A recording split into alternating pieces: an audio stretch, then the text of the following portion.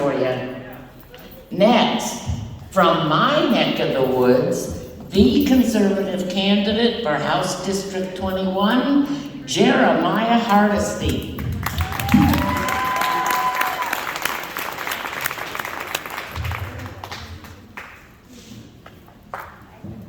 Thank you everyone for being here. So real quick, before I start, we are going to do a question. I'm going to do a questionnaire with prizes. So if anyone's outside, come on inside. I'm going to give 3 questions. It's going to be a trivia. If you think that you might guess one of them right, come up to the front. So my name is Jeremiah Hardesty. I'm running for Wyoming House of Representatives in District 21. I was in Afghanistan for 2 years. After 2 years, I came back in 2020, and I was told that after those 2 years, I had to wait 2 more weeks to have my freedom. And now it's been 2 more years, and that's why I'm running, because I want things to go back the way they were.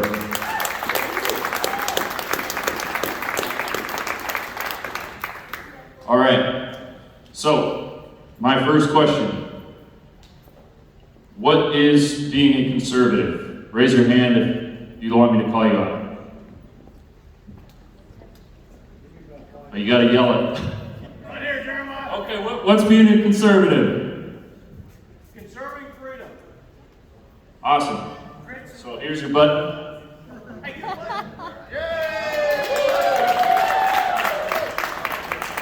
I wasn't gonna ask a second time because freedom, I believe that the Republican way is the best way for advancing freedom. So that was an automatic win. Now,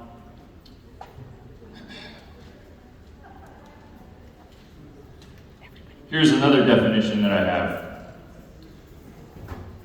But you say you are a conservative, eminently conservative, while we are revolutionary, destructive, or something of the sort.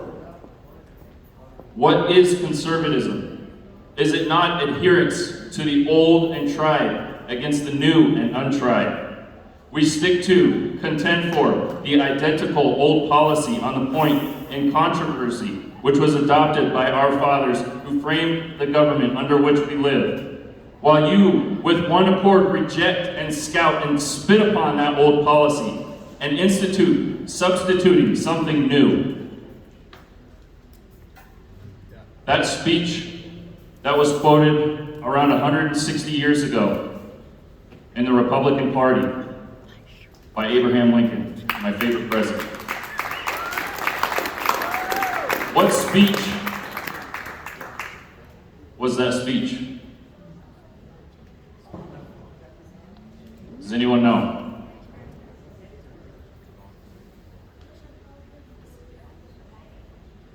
Mr. David Iverson, you said Abraham Lincoln's your favorite president. Do you know which speech that was that he said that, or do you want to give a guess? The quote in the end? Yes, the one I just said. That was Abraham Lincoln. Do you know which speech he gave it? It was the Cooper Union Address. Well, yeah, that's what I was going to say. Yes. Awesome. All right. And so my last one is, who is the shortest serving U.S. president? Got one more button. William Henry Harrison. Correct. So William Henry Harrison, he was the shortest serving president. After that, John Tyler he died, and then John Tyler assumed his position. Now, when William Henry Harrison, this was right before the Republican Party, and he was a Whig. And the Whig Party, they went a lot behind William Henry Harrison, and when John Tyler became president, he went against their party platform. And eventually, the Whig Party ceased to be very quickly. I find that interesting.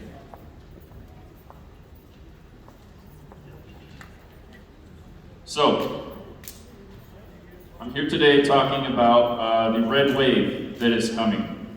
There's a red wave all across Wyoming, And we have so many rhinos here. And I'm sure we'll hear about this a lot today, because we have a lot. Only about 18 of our 60 legislators in Wyoming voted red consistently in the last 2 years. And so, right now I'd like to talk about another problem we have. There aren't rhinos, well, you could call them rhinos, but I want to talk specifically about squishes. These do-nothing Republicans, the speed bump Republicans, the build a bridge Republicans, they're all the same. In one of Ronald Reagan's speeches, he quoted Sam Rayburn saying, "Freedom is not something a nation can work for once and win forever." He said, "It's like an insurance policy. Its premiums must be kept up to date."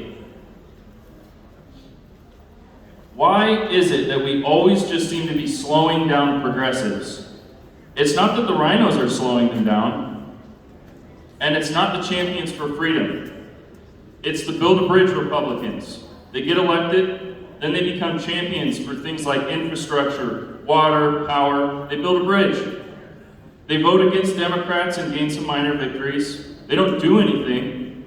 They never grab a banner and charge up a hill, spending their free time learning and becoming experts on infrastructure, and the majority of their time staying out of the media, out of the focus, blending in. They vote red sometimes to keep us happy. Sometimes they vote blue to stay out of the eye of the left, while we the people slowly lose our freedoms. Democrats love these guys. They never shift the focus on them. Occasionally you will see the left talk about them to attack the solid grounded conservative in an attack, or to glorify their ability to work with people. We get a rhino, and oftentimes we go after them. We go after that person who never votes Republican, and we replace them. And it's like whack-a-mole. We get one of them out and another one pops up. But the ones that stay in office forever are the speed bump Republicans. They go unnoticed forever. If ever asked, what do? They say, look, I fought the fight. I'm a champion for infrastructure. I fought against the left also. The squishes never grab a banner and they never charge up a hill. And when they are on a hill, they lay down at the base of the hill. Not out of the way, they lay in the way. So instead of the left steamrolling up the hill, the left has to go around them, over them, or sometimes they even step on them. And then that squish will say, I fought the fight. I laid down in front of them and they had to step over me. I laid down and became a speed bump and was there in the way. They're of no threat to the left and they are loved by the left. When asked about some strange things they have done, it is too complicated. It requires explanations and excuses. And then they say, listen, I voted Republican other times and I built that bridge. I slowed down the left and I fought for us. They're still clearly different than the Democrats. We quickly forget the squishes and go to the news, shifting our attention to the far left rhino who's dispensable and replaceable to the left.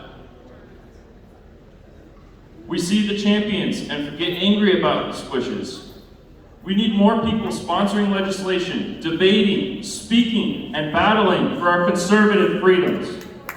We need people to charge up hills and hold the line, standing, not laying down, and not being a speed bump, but being a wall. Remember, it is these same people, these same speed bump politicians who allowed God, patriotism, family values, and spankings to be taken out of schools, saying, oh, I cannot tell them what to do.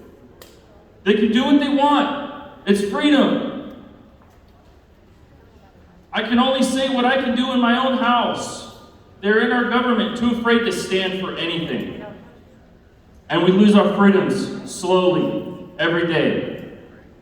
Today, the left is doing their normal thing. They have failed with gas prices, inflation, losing a weird battle to kill babies, risked almost putting us into World War III, giving Afghanistan to our enemies, shut down our economy, businesses, churches, dragged 2 weeks to slow the spread for 2 years. And now they don't even know what a girl or boy is.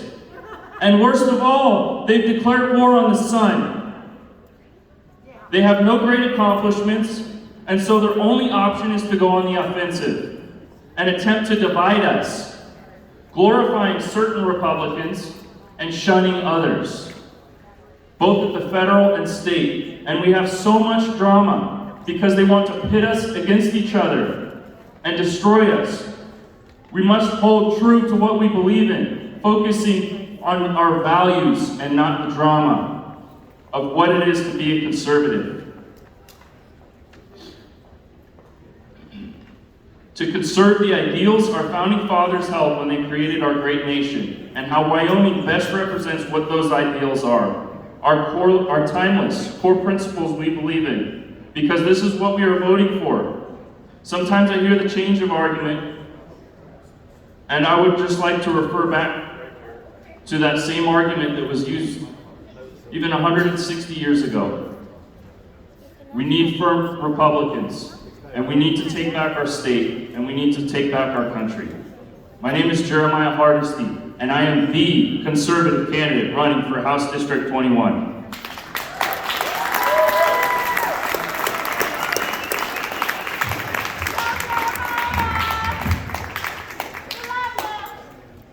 Thank you, Jeremiah.